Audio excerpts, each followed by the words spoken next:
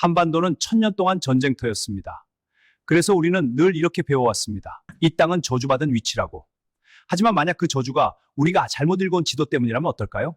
저는 미국 동부의 한명문 대학에서 지정학을 가르치는 교수입니다. 매일 아침 강의실에 들어서면 세계 지도를 펼치고 산맥과 강이 어떻게 국가의 운명을 바꾸는지 설명하곤 합니다.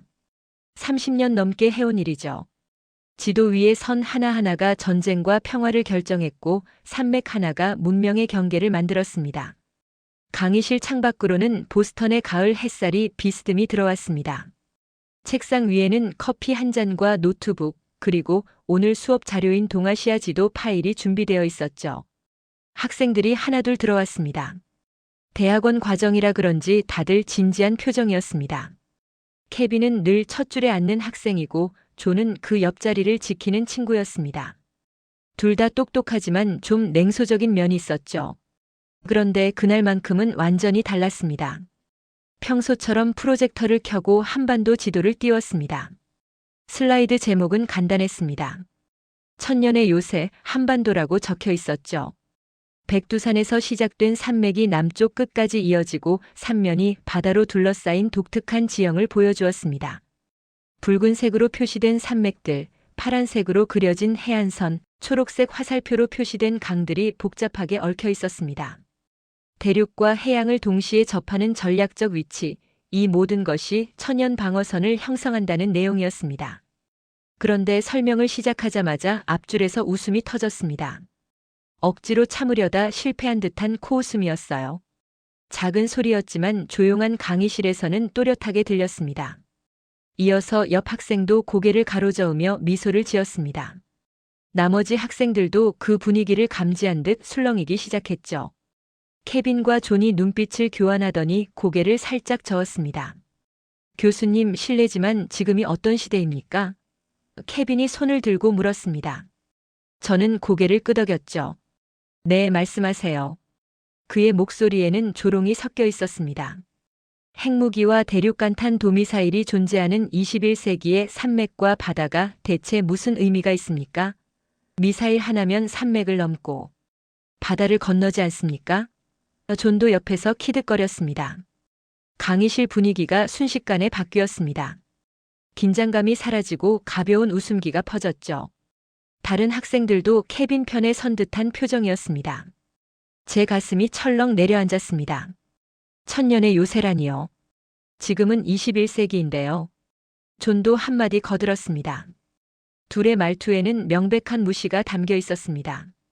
마치 시대착 오적인 노 교수를 대하는 듯한 태도였죠. 사실 저는 이런 반응에 익숙했습니다. 지난 몇 년간 같은 질문을 여러 번 들어왔거든요. 저는 30년 넘게 이 분야를 연구했는데 이제 막 석사를 시작한 학생들한테 이런 취급을 받다니 당황스러웠습니다. 학생들은 현대 기술이 모든 물리적 장벽을 무력화시켰다고 믿고 있었습니다. 지리학은 이제 낡은 학문이라는 확신이 그들 사이에 널리 퍼져 있었던 거죠. 그런데 그날은 이상하게도 그냥 넘어갈 수가 없었습니다. 저는 학생들의 표정을 천천히 둘러보며 생각했습니다. 과연 지리학은 정말 끝난 것일까요? 아니면 우리가 잘못된 질문을 던지고 있는 것은 아닐까요? 기술이 지리를 극복했다고 단정하기 전에 혹시 지리의 의미 자체가 변화한 것은 아닐까 하는 의문이 들었습니다. 교단의 선체로 저는 다음 말을 준비하며 심호흡을 했습니다. 30년 교수 생활에서 가장 중요한 순간이 다가오고 있다는 예감이 들었거든요. 잠깐. 아직 구독과 좋아요 누르지 않으셨다면 딱 1초만 시간 내서 부탁드립니다. 지도가 말을 걸다. 저는 침착하게 레이저 포인터를 집어들었습니다. 붉은 점이 한반도의 북쪽 끝, 백두산을 가리켰습니다. 자, 여기를 보세요.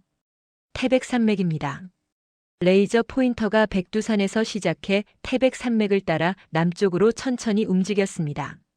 백두산에서 시작해 지리산까지 이어지는 이 산맥은 동서를 완벽하게 분리합니다. 동서를 가르는 산줄기, 깊숙이 파고드는 강들, 양쪽을 감싸는 두 개의 바다가 화면에 선명하게 표시되어 있었습니다. 여러분, 이것은 낭만적인 이야기가 아닙니다. 제가 말했습니다. 이것은 수천 년 동안 반복되어 온 지정학적 구조입니다. 산맥은 단순한 자연물이 아니라 역사를 만든 힘이었고 바다는 고립이 아니라 연결의 통로였습니다. 그리고 서해와 동해라는 두 개의 자연 해자가 있죠. 한강과 낙동강은 내륙 깊숙이 들어가는 교통로이자 동시에 방어선입니다. 하지만 학생들의 표정은 여전히 회의적이었습니다. 몇몇은 노트북 화면만 바라보고 있었고 어떤 학생은 휴대폰을 만지작거리고 있었습니다. 어떤 학생은 노트북으로 딴짓을 하고 있었고 어떤 학생은 휴대폰을 만지작거렸습니다. 제 설명이 그들에게는 시대착오적인 강의로 낭만적인 옛날 이야기로 들리는 듯 했죠. 앞줄의 케빈은 팔짱을 낀 채 비웃는 표정을 짓고 있었고 그 옆에 존은 하품을 참고 있었습니다. 바로 그때였습니다. 강의실 뒷자리에서 조용한 목소리가 들렸습니다. 교수님, 잠깐만요. 고개를 돌리자 한국인 학생이 손을 들고 있었습니다. 미나박이었죠. 박사과정 2년차로 항상 조용하지만 예리한 질문을 하는 학생이었습니다. 그녀는 항상 수업 시간에 조용했지만 질문을 할 때는 언제나 핵심을 찌르곤 했습니다. 그녀가 노트북을 열면서 말했습니다. 교수님, 혹시 요새의 정의 자체가 변한 것은 아닐까요? 요새의 개념이 변했습니다. 이제는 군사적 방어선이 아니라 경제와 기술의 거점이죠. 그녀의 질문에 강의실이 잠시 멈춘 듯 했습니다. 강의실이 다시 조용해졌습니다. 노트북을 보던 학생들도 고개를 들었고 휴대폰을 만지던 손도 멈췄습니다. 저 역시 예상치 못한 질문에 잠깐 생각할 시간이 필요했습니다. 무슨 의미인지 좀 더 설명해 주시겠습니까? 제가 물었습니다. 미나는 자리에서 일어나 자신의 노트북을 열었습니다. 화면을 공유했습니다. 동아시아 지도가 나타났는데 한반도를 중심으로 여러 개의 원이 그려져 있었습니다. 과거의 요새는 적으로부터 지키는 방어선이었습니다. 성벽을 높이 쌓고 해자를 깊이 파는 것이었죠. 적의 침입을 막는 것이 목적이었습니다. 하지만 현대의 요새는 다른 의미일 수 있습니다. 연결의 요새, 접속의 요새 말입니다. 세계와 연결되는 허브, 모든 것이 만나는 교차로 말입니다. 그 한 문장이 강의실의 모든 흐름을 바꿔놓았습니다. 학생들의 시선이 일제히 그녀에게로 쏠렸고 저 역시 흥미를 느끼며 다음 말을 기다렸습니다. 앞줄에서 코웃음을 치던 케빈과 존도 이제는 진지한 표정으로 미나를 바라보고 있었습니다. 케빈과 존의 표정이 변했습니다. 조롱이 호기심으로 바뀌고 있었습니다. 다른 학생들도 앞으로 몸을 숙이며 미나의 화면을 뚫어지게 봤습니다. 강의실 분위기가 완전히 달라졌습니다. 저는 교단에 서서 생각했습니다.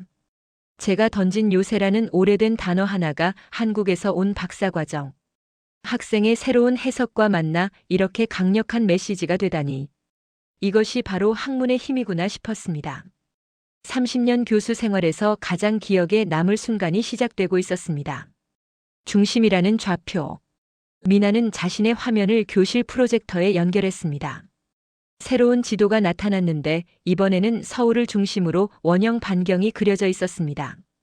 정확히 1000km 반경이었습니다. 서울 기준으로 반경 1000km를 그려보면요. 그녀의 손가락이 화면을 가리켰습니다. 이 원 안을 보십시오. 그녀가 말했습니다. 베이징, 도쿄, 상하이, 타이베이가 모두 그 원 안에 포함되어 있었습니다. 화면에 숫자들이 나타나기 시작했습니다. 세계 국내 총생산의 약 30%가 이 반경 안에 집중되어 있습니다. 세계 인구의 4분의 1이 여기 살고 있죠. 세계에서 가장 역동적인 경제 활동이 벌어지는 곳입니다. 세계에서 가장 빠르게 성장하는 시장이 바로 이곳입니다. 미나의 설명이 계속되었습니다.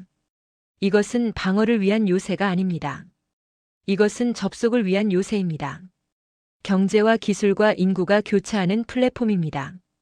과거에는 산과 바다가 침략을 막는 장벽이었지만 지금은 연결을 만드는 허브가 되었습니다. 이것이 진짜 요새의 의미 아닐까요? 지리적 중심이라는 것이요. 저는 숨을 깊이 들이마셨습니다.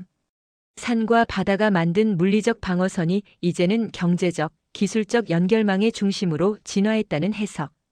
이것은 제가 30년간 가르쳐온 전통적 지정학과는 완전히 다른 관점이었습니다. 저는 그 순간 심장이 쿵 내려앉는 것을 느꼈습니다. 미나의 한 문장이 제가 30년간 연구한 지정학 이론과 만나는 순간이었죠.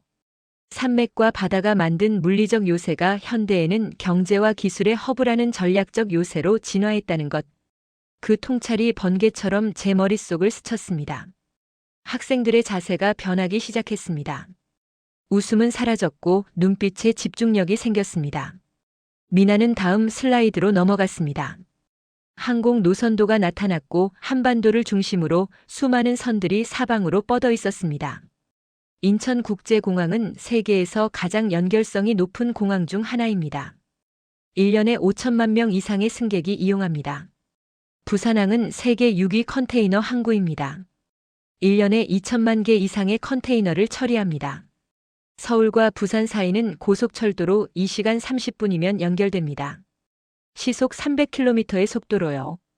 그녀의 손가락이 화면을 가리켰습니다. 이것은 고립된 요새가 아닙니다.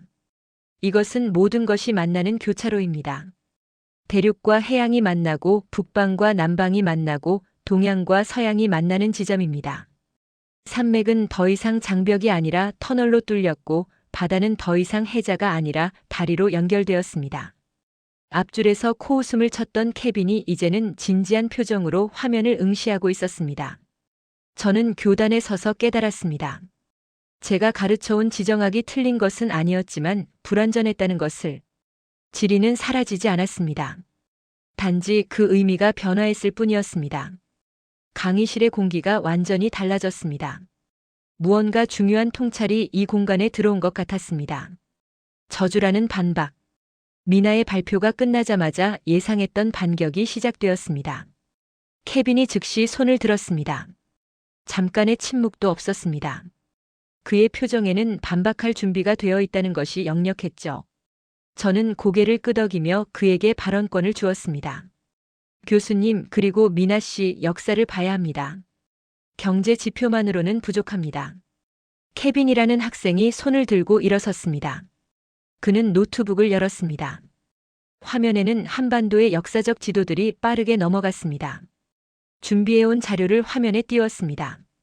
고려시대 몽골의 침략, 임진왜란, 청일전쟁, 러일전쟁, 그리고 한국전쟁까지.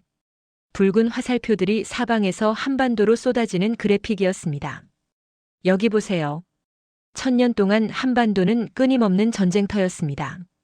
1000년간 이 땅은 강대국의 전쟁터였습니다. 중국, 일본, 러시아, 미국까지. 중심에 있다는 것은 언제나 침략의 타깃이 되었다는 뜻입니다. 강대국들의 각축장이 되었다는 의미죠. 지금도 분단되어 있고요. 이것이 지정학적 저주 아닙니까? 그의 목소리에는 확신이 가득했습니다. 몇몇 학생들이 고개를 끄덕였습니다. 케빈의 논리는 정확했습니다. 그는 계속 말을 이었습니다. 중심에 있다는 것은 모두의 타깃이 된다는 뜻입니다. 한반도는 그 증거죠. 그는 다른 사례들도 제시했습니다. 존도 그 말에 바로 동조했습니다. 발칸 반도를 보십시오. 유럽의 화약고라 불렸죠. 제1차 세계대전의 도화선이 되었습니다. 폴란드는 어떻습니까? 독일과 러시아 사이에 끼어 몇 번이나 지도에서 사라졌습니다. 18세기에 3번이나 분할당했습니다. 중동도 마찬가지입니다. 지리적 중심은 항상 비극을 불러왔습니다. 역사가 그것을 증명합니다.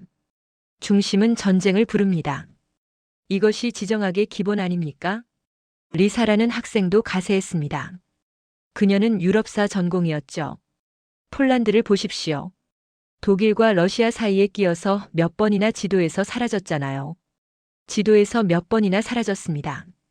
지리적 중심은 축복이 아니라 저주입니다. 강의실이 술렁였습니다. 학생들 사이에서 웅성거림이 커졌습니다. 강의실이 다시 흔들리기 시작했습니다. 몇몇 학생들이 고개를 끄덕였고 웅성거림이 커졌습니다. 케빈과 존, 리사의 논리가 설득력 있게 들렸던 모양입니다. 저 역시 그의 반박을 부정할 수 없었습니다. 저도 사실 그들의 주장이 틀렸다고 할 수는 없었죠. 역사적 사실이었으니까요. 중심에 위치한다는 것은 분명 양날의 검이었습니다. 그때 미나가 천천히 고개를 들었습니다. 그녀의 표정은 차분했습니다. 화내거나 당황한 기색이 전혀 없었습니다. 오히려 예상했다는 듯한 미소를 지었죠. 그때 미나가 조용히 입을 열었습니다. 케빈 씨, 존 씨, 리사 씨 모두 좋은 지적입니다. 그건 피해자의 시각입니다. 그녀가 조용히 말했습니다. 강의실이 다시 조용해졌습니다. 역사를 피해의 관점에서만 보면 모든 것이 저주로 보입니다. 하지만 결과를 봐야 합니다. 숫자를 봐야 합니다. 여러분이 말한 전쟁과 침략 맞습니다. 하지만 그것이 전부가 아닙니다. 위기를 기회로 바꾼 역동성을 봐야 합니다. 미나가 새 화면을 띄웠습니다. 그래프들이 나타났습니다. 급격하게 상승하는 곡선들이었죠. 1960년 한국의 1인당 국내 총생산은 79달러였습니다. 당시 필리핀보다 가난했습니다. 가나와 비슷한 수준이었습니다. 현재는 3만 5천 달러가 넘습니다. 60년 만에 400배 이상 성장했습니다. 다른 나라가 수백 년 걸린 산업화를 한국은 수십 년 만에 이뤘습니다. 이 속도가 의미하는 것이 무엇일까요? 이것이 저주받은 땅의 결과입니까? 학생들의 눈빛이 달라졌습니다. 숫자는 강력했습니다. 케빈의 표정이 굳어졌습니다. 숫자가 반격하다. 미나는 멈추지 않고 다음 슬라이드로 넘어갔습니다. 혁신 지수를 보십시오. 블룸버그 혁신 지수에서 한국은 계속 상위권을 유지하고 있습니다. 2023년 기준 세계 2위입니다. 특허 출원수를 보십시오. 경제협력개발기구 국가 중 1위입니다. 1인당 특허 출원수가 미국의 2배, 일본의 1.5배입니다. 연구개발 투자 비율을 보십시오. 국내 총생산 대비 4.8%입니다. 세계 최고 수준입니다. 미국이 3.4%, 독일이 3.1%, 일본이 3.3%입니다. 화면에 숫자들이 계속 나타났습니다. 학생들이 숨을 죽이고 화면을 응시했습니다. 문화 영향력은 어떻습니까? K-팝, K-드라마, K-영화. 인구 5천만의 작은 나라가 전 세계 문화 시장을 흔들고 있습니다. 방탄소년단은 빌보드 차트 1위를 차지했고 기생충은 아카데미 작품상을 받았습니다. 오징어 게임은 넷플릭스 역사상 최고 시청률을 기록했습니다. 이것이 저주받은 땅의 모습입니까? 아니면 역동성이 폭발하는 땅의 모습입니까? 케빈의 표정이 굳어졌습니다. 존도 말이 없었습니다. 리사는 노트북 화면을 뚫어지게 보고 있었죠. 강의실의 소음이 완전히 사라졌습니다. 숫자는 감정을 이깁니다. 강의실의 소음이 사라졌습니다. 저는 칠판으로 걸어갔습니다. 분필을 들고 3개의 원을 그렸습니다. 첫 번째 원에 저주라고 썼습니다. 두 번째 원에 축복, 세 번째 원에 역동성이라고 적었습니다. 자, 정리해 봅시다. 제 목소리가 강의실에 울렸습니다. 케빈 씨, 존 씨, 리사 씨가 말한 것은 이겁니다. 저주라고 쓴 원을 가리켰습니다. 지리적 중심은 전쟁을 부른다. 역사적으로 그랬습니다. 사실입니다. 침략과 전쟁과 분열. 이것이 중심의 운명이었습니다. 하지만 미나 씨가 제시한 것은 이겁니다. 역동성이라고 쓴 원을 두드렸습니다. 같은 조건을 다르게 활용한 결과입니다. 같은 질이 같은 위치 하지만 완전히 다른 결과. 성장과 혁신과 도약. 이것이 현대의 현실입니다. 이 둘 사이에 무엇이 있을까요? 학생들이 중간에 축복이라고 쓴 원을 바라봤습니다. 축복은 주어지는 것이 아닙니다. 만들어가는 것입니다. 선택의 결과입니다. 전략의 결과입니다. 저는 세 원을 화살표로 연결했습니다. 저주에서 축복으로, 축복에서 역동성으로 이어지는 선이었습니다. 이것이 오늘 우리가 토론할 주제입니다. 지정학이 운명을 결정하는가? 아니면 선택이 지정학을 극복하는가? 제약이 숙명인가? 아니면 기회로 전환될 수 있는가? 지리가 감옥인가? 아니면 무대인가? 케빈이 다시 손을 들었습니다. 이번에는 조금 망설이는 기색이 보였습니다. 교수님, 그래도 분단은 현실 아닙니까? 북한과의 대치 상황, 핵 위협. 세계 유일의 분단 국가입니다. 휴전선에는 지뢰가 100만 개 이상 매설되어 있습니다. 이것을 어떻게 설명하시겠습니까? 날카로운 질문이었습니다. 다른 학생들도 귀를 기울였습니다. 좋은 지적입니다, 케빈. 제가 말했습니다. 저는 분필을 내려놓고 교단 앞으로 걸어 나왔습니다. 위협과 기회는 동전의 양면입니다. 분단이 있지만 동시에 세계에서 가장 역동적인 경제가 바로 그 옆에 있습니다. 이 모순을 어떻게 이해해야 할까요? 극복이 아닙니다. 전환입니다. 지정학적 리스크를 지정학적 기회로 바꾼 것입니다. 강의실이 조용해졌습니다. 학생들 표정이 진지해졌습니다. 처음 수업 시작할 때의 냉소는 사라졌습니다. 호기심과 집중으로 바뀌어 있었습니다. 교차로의 논리. 일주일 후 다음 수업 시간이 되었습니다. 학생들은 각자 준비한 자료를 들고 왔습니다. 노트북을 열고 프린트물을 펼치고 태블릿을 켰습니다. 강의실 분위기가 지난주와 완전히 달랐습니다. 더 진지했습니다. 그런데 눈에 띄는 변화가 있었습니다. 지난주에 케빈과 존 편에 섰던 학생 몇 명이 뒷자리로 물러나 있었습니다. 앤드류와 사라는 아예 말이 없었고 마크는 노트북만 뚫어지게 보고 있었습니다. 자료를 조사하면서 생각이 바뀐 모양이었습니다. 미나가 다시 발표를 시작했습니다. 화면에 4개의 큰 화살표가 나타났습니다. 중국, 미국, 러시아, 일본을 나타내는 화살표였습니다. 모든 전략의 끝이 한반도에서 만났습니다. 여기를 보십시오. 미나가 말했습니다. 중국의 1대1로입니다. 빨간 화살표가 서쪽에서 동쪽으로 뻗어 있었습니다. 육로와 해로로 아시아와 유럽을 연결하는 전략입니다. 실크로드를 현대적으로 재현하는 거대한 프로젝트죠. 65개국 48억 인구 21조 달러 규모입니다. 이 선의 동쪽 끝이 어디입니까? 한반도입니다. 그녀가 다음 화살표를 가리켰습니다. 파란색이었습니다. 미국의 인도-태평양 전략입니다. 동쪽에서 서쪽으로 향합니다. 중국을 견제하면서 동맹국들을 묶는 구상입니다. 태평양에서 인도양까지 연결하는 전략이죠. 퀴드, 오커스, IPEF. 이 선의 서쪽 거점이 어디입니까? 한국입니다. 초록색 화살표가 나타났습니다. 러시아의 신동방 정책입니다. 북쪽에서 남쪽으로 내려옵니다. 시베리아 자원을 아시아 시장과 연결하려는 계획입니다. 가스 파이프라인, 철도, 에너지 협력이 핵심이죠. 연간 50억 세제곱미터의 천연가스, 2천만 톤의 석탄. 이 선의 남쪽 관문이 어디입니까?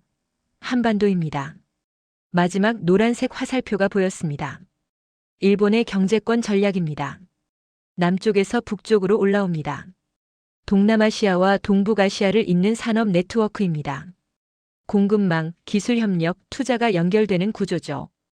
영내 포괄적 경제동 반자협정, 포괄적 점진적 환태평양 경제동 반자협정. 이 선의 북쪽 연결점이 어디입니까? 한국입니다. 강의실이 숨을 죽였습니다. 4개의 화살표가 한 점에서 만나는 그림은 강렬했습니다. 케빈 씨, 지난주에 기술이 지리를 극복했다고 하셨죠? 미나가 조용히 말했습니다. 천만의 말씀입니다. 지정학은 오히려 더 중요해졌습니다. 기술이 지리를 지운 것이 아닙니다. 지리를 더 중요하게 만들었죠. 21세기 강대국들이 모두 이 작은 반도를 주목하는 이유가 무엇일까요? 존이 끼어들었습니다. 그렇다면 싱가포르나 홍콩도 마찬가지 아닙니까? 그들도 허브잖아요. 그들도 교차로 아닙니까? 미나가 고개를 끄덕였습니다. 좋은 지적입니다, 존 씨. 차이가 무엇인지 아십니까? 그녀가 새 화면을 띄웠습니다. 비교표가 나타났습니다. 싱가포르와 홍콩은 경제 허브입니다. 금융과 물류의 중심이죠. 하지만 군사적으로는 약합니다. 싱가포르는 작은 도시국가고 홍콩은 중국에 속해 있습니다. 미나가 한국 부분을 확대했습니다. 한국은 다릅니다. 경제와 군사를 동시에 보유하고 있습니다. 국내 총생산 세계 12위, 동시에 군사력 세계 6위입니다. 이 조합을 가진 나라가 동아시아에 또 있습니까? 부산항, 해저, 케이블, 군사 거점, 제조벨트. 바다와 대륙을 동시에 쓰는 구조입니다. 저는 깨달았습니다. 요새가 아니라 교차로였습니다. 저는 교단 앞에 서서 생각했습니다. 제가 평생 연구한 지정학이 틀린 것이 아니라는 것을요. 다만 진화했을 뿐이라는 것을요.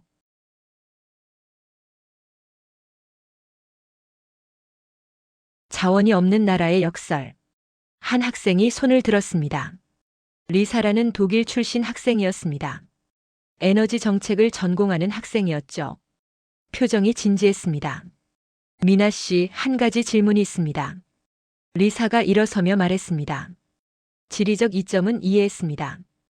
교차로라는 것도 인정합니다. 하지만 자원은 어떻습니까? 한국은 석유도 없고 천연가스도 없습니다. 리튬이나 히토류 같은 핵심 광물도 없습니다. 결국 수입에 의존할 수밖에 없는데 이것이 치명적 약점 아닙니까? 에너지 안보가 취약하다는 뜻 아닙니까? 자원 무기화에 취약하다는 의미 아닙니까? 날카로운 지적이었습니다. 타카시라는 일본 학생도 고개를 끄덕였습니다. 타카시도 거들었습니다. 일본에서 온 학생이었습니다. 인구도 문제죠. 5천만 명 정도면 시장 규모가 작습니다. 내수만으로는 한계가 명확합니다. 내수만으로는 한계가 명확해요. 중국은 14억, 미국은 3억 3천만입니다. 규모의 경제를 만들 수 없습니다. 두 사람의 지적은 날카로웠습니다. 학생들이 다시 긴장했습니다. 자원과 인구, 이것은 한국의 명백한 약점이었으니까요. 미나가 잠시 침묵했습니다. 그녀가 노트북을 열면서 미소를 지었습니다. 여유로운 표정이었죠. 리사 씨, 타카시 씨, 좋은 지적입니다. 맞습니다. 한국에는 자원이 없습니다. 그녀가 인정했습니다. 학생들이 웅성거렸습니다. 하지만 자원을 만들어낼 수는 있습니다. 그래서 기술이 자원이 되었습니다. 미나가 화면을 띄웠습니다. 그래프가 나타났습니다. 한국의 국내 총생산 대비 연구개발 투자 비율입니다. 4.8%입니다. 세계 1위입니다. 미국이 3.4%, 독일이 3.1%, 일본이 3.3%입니다. 연간 90조 원을 투자합니다. 숫자들이 계속 나왔습니다. 1인당 특허 출원수 경제협력개발기구 국가 중 1위입니다. 인구 100만 명당 연구 인력수 세계 최고 수준입니다. 1000명당 13명입니다. 미국은 9명, 일본은 10명입니다. 인구 100만 명당 연구 인력수 세계 최고 수준이에요. 이것이 무엇을 의미합니까? 기술이 자원이 된다는 것입니다. 땅속이 아니라 사람 속에 묻힌 자원입니다. 그녀가 새로운 슬라이드를 열었습니다. 배터리 재활용 공장 사진이 나타났습니다. 폐배터리 재활용을 보십시오. 한국 기업들은 폐배터리에서 리튬을 95% 이상 순도로 추출합니다. 채굴한 리튬보다 품질이 좋습니다. 순도가 99.9%입니다. 비용은 60% 수준이고 환경 부담은 거의 없습니다. 탄소 배출량이 10분의 1입니다. 리사의 표정이 변했습니다. 타카시도 화면을 뚫어지게 봤습니다. 도시 광산이라고 들어보셨습니까? 미나가 물었습니다. 학생들이 고개를 갸우뚱했습니다. 폐전자 제품에서 금속을 회수하는 것입니다. 여기 보십시오. 그래프가 나타났습니다. 막대가 극명하게 대비되고 있었습니다. 폐스마트폰 1톤에서 회수되는 금의 양 300g입니다. 금광석 1톤에서 나오는 금은 1g입니다. 300배 차이입니다. 은은 어떨까요? 폐스마트폰 1톤에서 3.5kg, 광석에서는 100g, 35배입니다. 구리는 150kg 대 10kg, 15배입니다. 강의실이 술렁였습니다. 학생들이 웅성거리기 시작했습니다. 케빈도 눈을 크게 뜨고 화면을 봤습니다. 미나가 다음 화면으로 넘어갔습니다. 한국은 연간 1억 대 이상의 스마트폰을 생산하고 비슷한 양을 폐기합니다. 이것이 다 자원입니다. 땅속에 묻힌 것이 아니라 도시 안에 쌓여 있는 자원이죠. 저는 처음 강의실에서 던졌던 질문을 떠올렸습니다. 산과 바다가 무슨 소용이냐고. 이제 답이 보였습니다. 쓰는 방식이 달랐습니다. 요새에서 균형으로. 수업이 끝난 후 텅 빈 강의실에 혼자 남았습니다. 학생들이 하나둘 나가고 곧 강의실은 완전히 비었습니다. 창밖으로 저녁 햇살이 기울어지고 있었습니다. 오렌지빛이 책상 위로 비스듬히 쏟아졌습니다. 먼지가 햇빛 속에서 천천히 떠다녔습니다. 저는 칠판으로 걸어가 분필을 들었습니다. 천천히 두 단어를 썼습니다. 요새 균형. 저는 그 글자를 한참 바라봤습니다. 30년간 가르쳐온 개념이 오늘 하루 만에 변환되었습니다. 요새는 고립된 방어였습니다. 성벽을 쌓고 해자를 파고 적을 막는 것이었죠. 높은 성벽, 깊은 해자, 두꺼운 문. 하지만 균형은 연결된 조율이었습니다. 관계를 맺고 협력하고 중재하는 것이었습니다. 같은 지리를 완전히 다르게 읽는 방식이었습니다. 저울의 중심추처럼 어느 한쪽으로도 기울지 않는 것. 발소리가 들렸습니다. 누군가 강의실로 들어오고 있었습니다. 돌아보니 미나였습니다. 그녀가 책상 위에 놓고 간 노트북을 가지러 온 것이었죠. 교수님 아직 계셨네요. 미나가 조용히 말했습니다. 네, 조금 생각을 정리하고 있었습니다. 저는 칠판을 가리켰습니다. 미나 씨, 질문 하나만 할게요. 정말 확신하나요? 오늘 발표한 내용을요? 제 질문은 진지했습니다. 미나가 잠시 침묵했습니다. 그녀가 노트북을 책상에 내려놓고 저를 봤습니다. 확신보다는 의문이 시작점입니다, 교수님. 처음에는 의문이었습니다. 왜 한국은 이렇게 빨리 성장했을까? 왜 강대국 사이에서 살아남았을까? 왜 자원도 없고 인구도 적은데 이런 결과가 나왔을까? 그 의문을 풀다 보니 오늘의 결론에 도달했습니다. 하지만 확신은 위험합니다, 교수님. 확신하는 순간 배움이 멈추니까요. 저는 여전히 의문을 품고 있습니다. 더 많은 것을 알고 싶습니다. 더 깊이 파고들고 싶습니다. 제 가슴을 무언가가 쳤습니다. 미나의 그 한마디가요. 확신보다 의문, 답보다 질문. 그것이 진짜 학자의 자세라는 것을 저는 잊고 있었습니다. 30년간 같은 이론을 가르치면서 저는 언제부터인가 확신에 갇혀 있었던 것 같습니다. 저는 칠판 앞으로 다가가 균형 밑에 한 문장을 적었습니다. 한국이 지켜야 할 것은 영토가 아니라 균형. 방어가 아니라 조율. 미나가 그 문장을 읽었습니다. 고개를 천천히 끄덕였습니다. 맞습니다, 교수님. 영토는 고정된 땅이지만 균형은 움직이는 관계입니다. 강대국들이 한반도를 두고 경쟁하는 것은 땅 자체가 아닙니다. 그 땅이 만드는 균형 때문입니다. 누가 그 균형을 장악하느냐가 동아시아의 질서를 결정합니다. 누구도 완전히 가질 수 없지만 누구도 포기할 수 없는 곳. 그것이 한반도입니다. 저는 스마트폰을 꺼냈습니다. 메모 앱을 열어 손가락으로 천천히 타이핑했습니다. 21세기 지정학의 새 패러다임 한반도 사례. 미나가 제 화면을 보며 물었습니다. 논문 쓰실 건가요? 써야죠. 오늘 배운 것을 정리해야 합니다. 학생에게 배운 것을 논문으로 남기는 것도 의미 있지 않을까요? 30년 만에 학생에게 배우는 경험, 이것을 기록해야 합니다. 미나가 미소 지었습니다. 그녀가 자리에 앉았습니다. 저도 옆에 의자를 당겨 앉았습니다. 교수님 감사합니다. 무엇이요? 들어주셔서요. 처음에 케빈이랑 존이 비웃을 때 포기하고 싶었습니다. 하지만 교수님이 끝까지 기회를 주셨죠. 저는 고개를 저었습니다.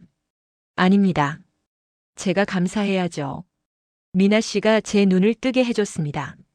30년간 같은 렌즈로 세상을 보다가 오늘 새로운 렌즈를 얻었습니다. 우리는 복도를 걸었습니다. 건물을 나서자 보스턴의 저녁바람이 불어왔습니다. 차가웠지만 상쾌했습니다. 미나가 다른 방향으로 걸어갔습니다. 저는 그 뒷모습을 봤습니다. 노트북 가방을 맨 작은 체구였죠.